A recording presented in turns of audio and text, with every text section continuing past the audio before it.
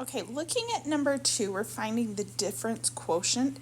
The very first thing you want to do is you want to look at this f of x plus h. So ignore everything else and just find f of x plus h. That means everywhere there's an x, you're going to put an x plus h. So this gives us an x plus h squared minus 5.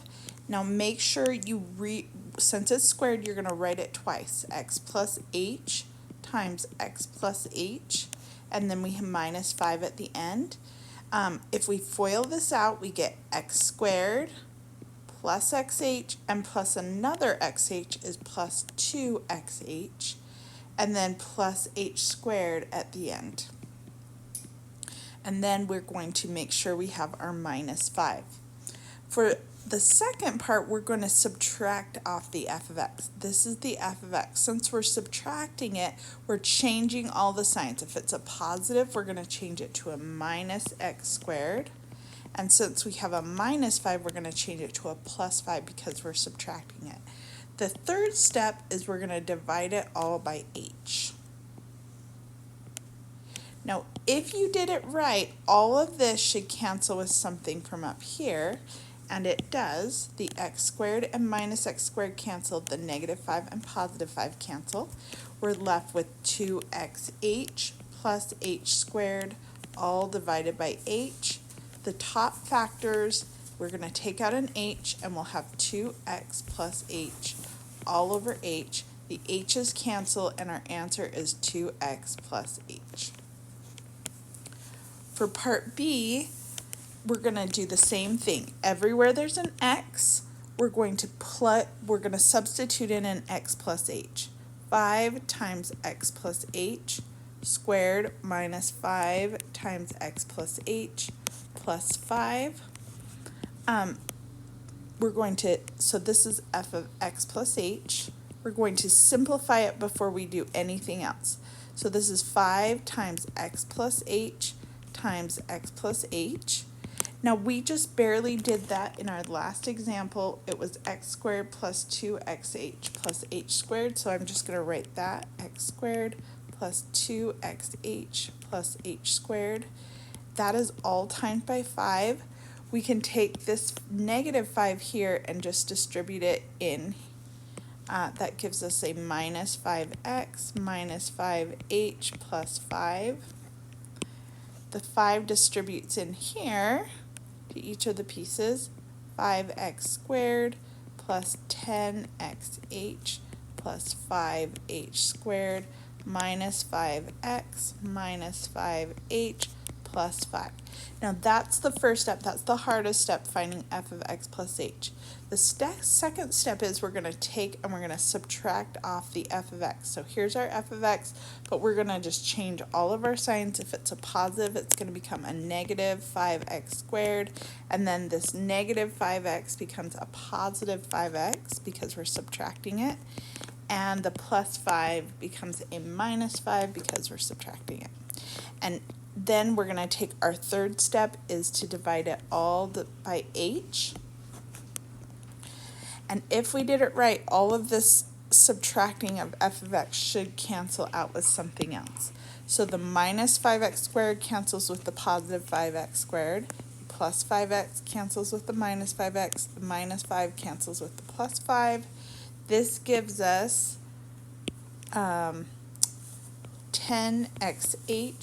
plus 5h squared minus 5h, all divided by h. Now we want to cancel that h out on the bottom. We're going to factor the h out of the numerator. We have an h, 10x plus 5h minus 5 over h. The h's cancel, and I get 10x plus 5h minus 5.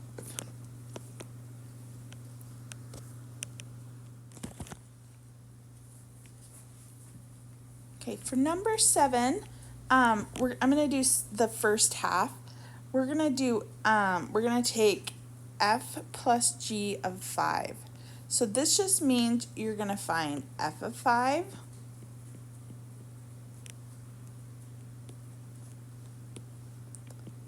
and and then you're going to add in g of 5.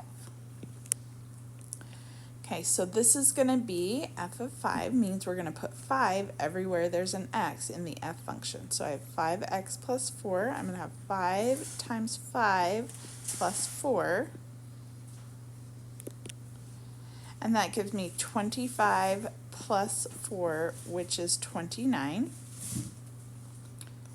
And then for g of 5, we're going to take our g function, and everywhere there's an x, we're going to put a 5. 5 squared minus 7, which is 25 minus 7, which is 18. And we're going to add those two numbers together, 29 plus 18. Okay, so this just means we're going to take f of 4, and we're going to minus the g of 4. So f of 4 means I'm going to take the f function, and everywhere there's an x, I'm going to put in a 4. So I have 5 times 4 is 20, 20 plus 4 is 24. Then we're going to minus off g of 4. G of 4 is here. The g function is here. We're going to take this, and everywhere there's an x, we're going to put in a 4. So 4 squared minus 7. 4 squared minus 7 is 16 minus 7, which gives you 9. 20 plus 4 is 24 minus 9 gives us 15. Now, f times g of negative 3 means we're going to take f of negative 3 times g of negative 3. So we're going to take the f function. Everywhere there's an x, we're putting in a negative 3. So 5 times negative 3 is negative 15 plus 4 is negative 11.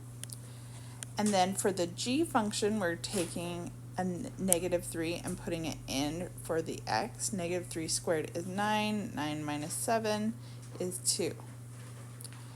Now we're going to take negative 11 times 2 is negative 22. Now for the second half, we're going to have f of x plus g of x. This is going to give us 5x plus 4 is our f of x. G of x is x squared minus 7. So we're just going to combine the like terms and write it in standard form. So we have our x squared first, our 5x second, and then we take 4 minus 7 is a negative 3. For d, we're going to take f of x minus g of x. That's what this means.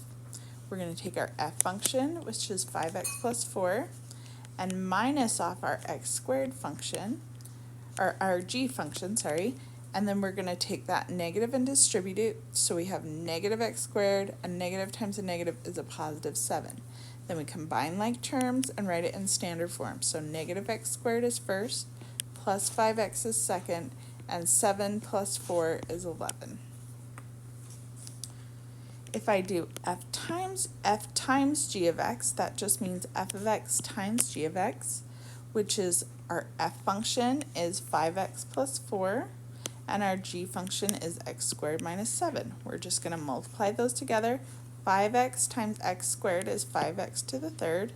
5x times negative 7 is negative 35x. 4x squared is here, and 7 times 4 is negative 28. Then we combine the like terms. 5x cubed, well, there's no like term, sorry, but 5x cubed is here, 4x squared is here, minus 35x minus 28. We're just writing it in standard form. Now, if I do f divided by g of 2, that just means f of 2 divided by g of 2. We're going to take the f function, and everywhere there's an x, we're going to plug in a 2. So we have 5x plus 4. We put a 2 in for the x. 5 times 2 is 10, plus 4 is 14 on in the numerator. If we take the denominator, g of 2, we're going to take a 2, and everywhere there's an x, we're going to put a 2 in. So I have 2 squared minus 7. That gives me 4 minus 7, which is negative 3. That gives me 14 divided by negative 3. On h, we're going to take f of x divided by g of x. Our f function is 5x plus 4. our g function is x squared minus 7. And you can't simplify that because it won't factor. The only way you could simplify it is if it factored. Okay, we're going to find f of g of 2. This means we're going to find f of g of negative 2. So the first thing we need to find is g of negative 2. So g of negative 2, we take our g function, and we're going to put a negative 2 in everywhere there's an x. So I take a negative 2 and substitute it in for the x. So that gives us negative 2 squared is 4, and 4 minus 7 gives us a negative 3. So that means this is equal to f of negative 3. And f of negative 3, we're going to put a negative 3 in everywhere there's an f, or an x in the f function. So we're going to take our f function, and we're going to put a negative 3 in here. 5 times negative 3 is negative 15, plus 4 should give us a negative 11 right here.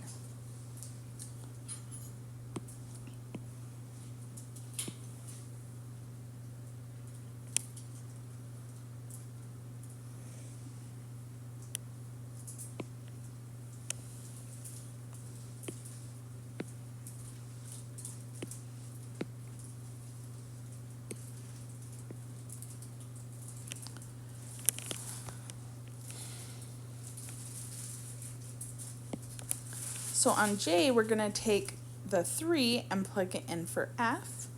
F of 3, we take our 3 and put it in for the f function. 5 times 3 plus 4 is 15 plus 4 is 19.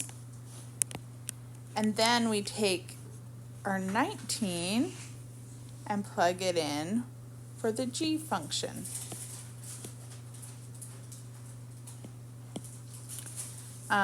So this was 19, so we take that and plug it in for g, 19. So this is, our function was x squared minus 7. We're putting a 19 in for the x and squaring it. That gives us 361 minus 7 is 354. For k, we're going to take all of g of x and plug it in for f of x. So it looks something like this. So I'm going to take all of g of x, all of this, and put it in here. So we'll have 5 times x squared minus 7 plus 4. And that's where I get my x squared minus 7 and then plus 4. So I distribute 5x squared minus 35 plus 4. Add the negative 35 and the plus 4 to give us negative 31.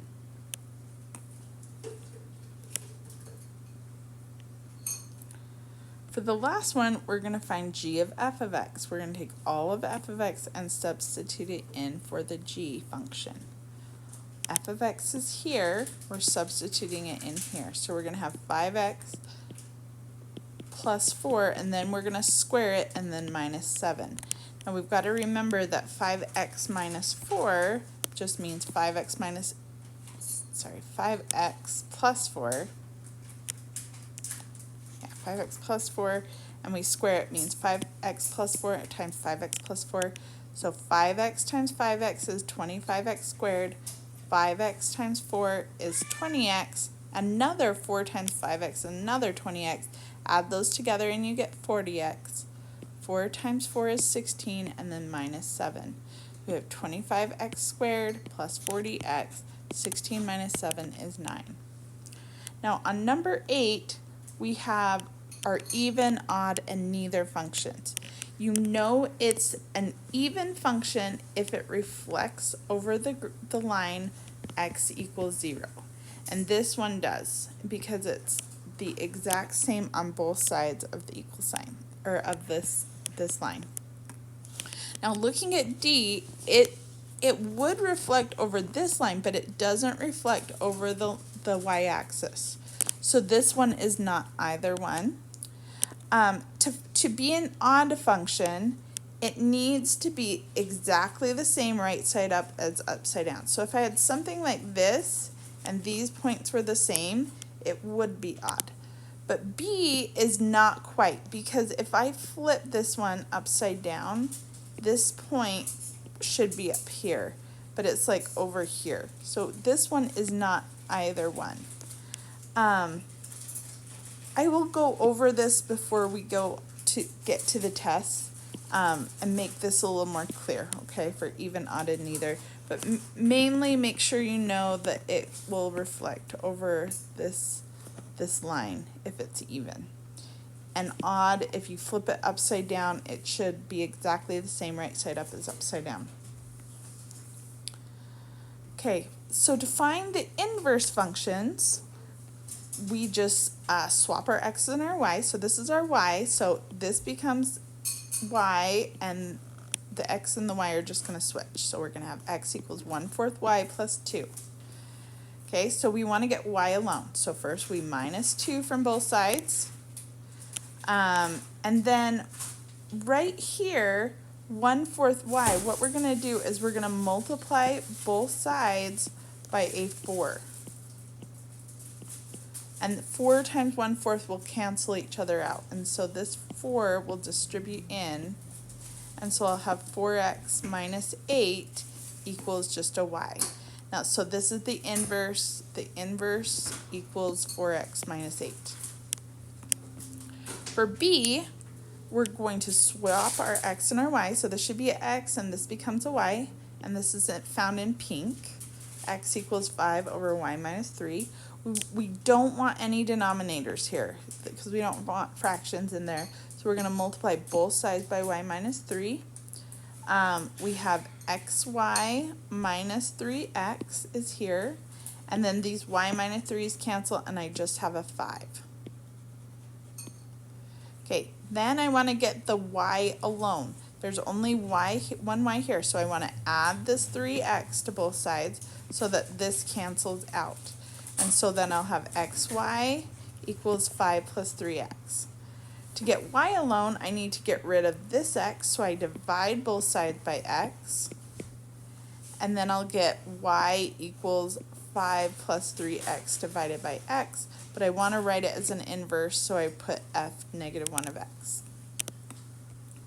Okay, for c, we're going to do the same thing. We change this y to an x and this x to a y to find the inverse. We take our x, we want to get rid of this fraction in the denominator, so we're going to multiply both sides by 2y plus 1 so that these cancel out. I distribute that x through.